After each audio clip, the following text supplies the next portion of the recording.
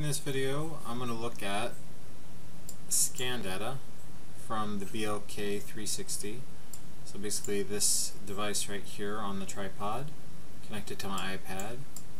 We went out on site and scanned this commercial property. From that scan, we basically created a point cloud file which has all of the building information inside of it. We're going to take this inside of 3ds Max and actually model the space in 3ds Max, the things that Revit can't typically do, and then we're going to take this into Revit and basically finish it up inside of Revit. So this is kind of the rough space that we're looking at here. And if I minimize this, this is kind of the end product basically, is a Revit model with the building fully built.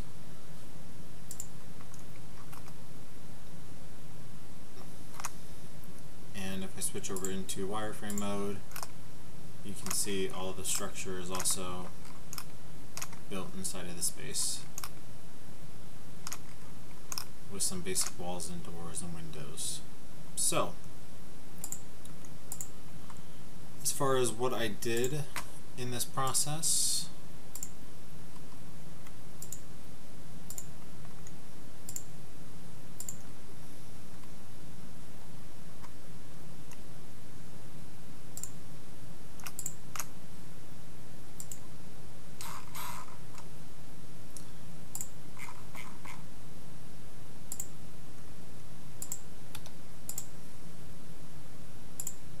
we had our point cloud here, and this is just a simple object that basically is brought into the file.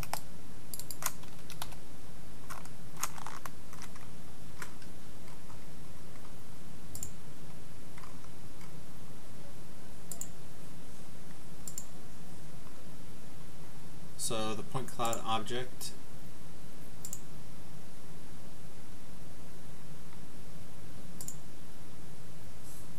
is found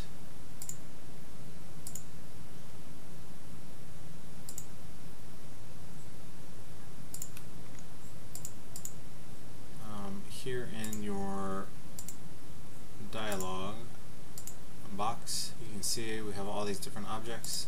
The point cloud object is here on its own. Select point cloud and drop it in.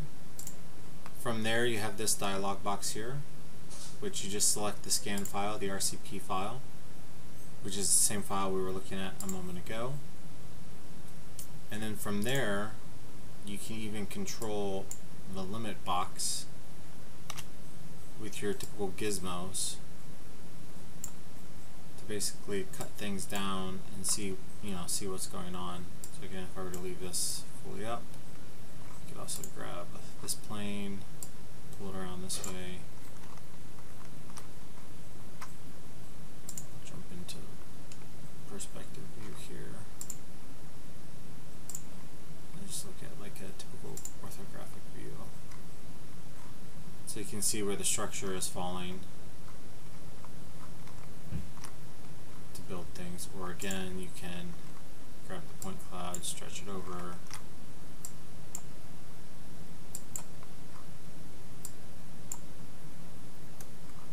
and if you wanted to go into plan view to see,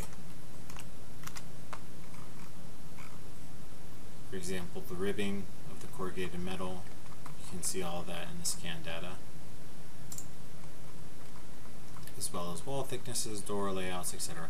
Now I'm not going to do all of this in 3ds Max, just because Revit actually does walls pretty good, but Revit doesn't do really the corrugated metal very good. So I'm going to do that. I'm going to do the steel structure inside of here, and I'm also going to do just some basic openings as well. So if you look, you can see what I've done is I have just a wall that I've sliced up, and that wall is basically, if I turn off my modifier stack here, you can see I have different slices that I've created, and if I go all the way down if I go all the way down to the bottom here, you can see it's just basically an array of that corrugated metal that lines up with the scan data.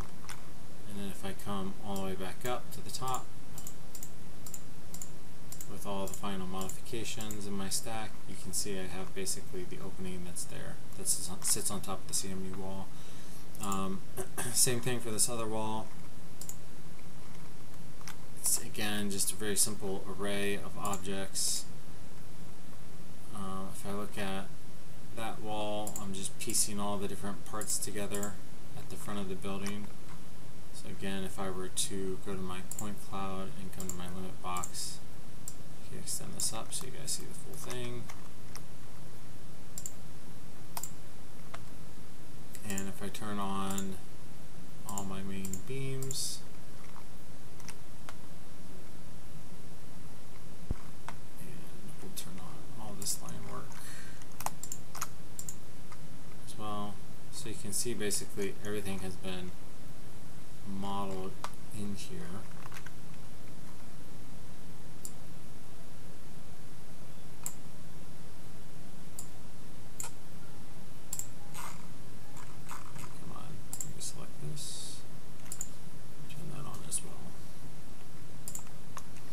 And it's all just based off of that point cloud file, which is coming from the scan file.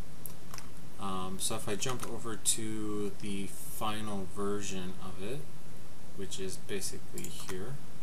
So I've collapsed all those files down, so you can see if I grab this, it's just a single edit poly surface. And then, you know, to do that, basically you're just right-clicking and doing convert to edit poly. So I have super simplified, you know, shapes and geometries. If I turn off the point cloud, you can see it's kind of built based off of the space that's there. So the structure just repeats, and again, that's just based off of the floor plan layout. And you know, looking at elevational views and adjusting the limit box, and you know, things like the rooftop and the rest of the walls. So this is kind of all I'm going to do in 3ds Max, because you know, I really don't want to model the structural beams sloping or any of this, you know, these weird beams in here. So all this kind of custom work I'm doing inside Max. And then what I'll do is I basically select all of this and I'll export it.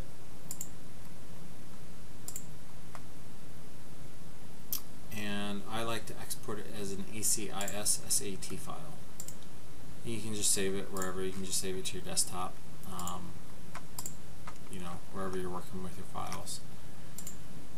From there, once I get it inside of Revit, I just do a simple import of the object, and you can see basically I just called this MFB, so metal fabricated building.sat, and I just imported it. And if I were to isolate this element, you can see it's exactly the model that's coming you know, out of Max, which is built as a single object. And if I turn off this isolation here, you can see then I build on top of it with, you know, traditional CMU walls, traditional doors, windows, you know, all that kind of stuff basically is built into this model. So if I were to go to a typical floor plan, you can see, you know, you can see the point cloud overlay here with Revit, and again how everything is modeled in, including, you know, including the beams that were scanned and everything. So everything's kind of modeled out where it should be and following, you know, again per that scan data. And it, you know, started off in 3ds Max, you know, modeled a certain portion of it, and then brought it into Revit for the remaining portion of it. You know, even if I were to go and look at the sectional view of this, again, kind of jumping into here, yeah, that's basically what that wall is looking like here. And it's the same thing that's in 3ds Max, and it's the same thing that's in my original point cloud here. So it's just all kind of used for reference and built off of. You can see that beam that's going across the space there.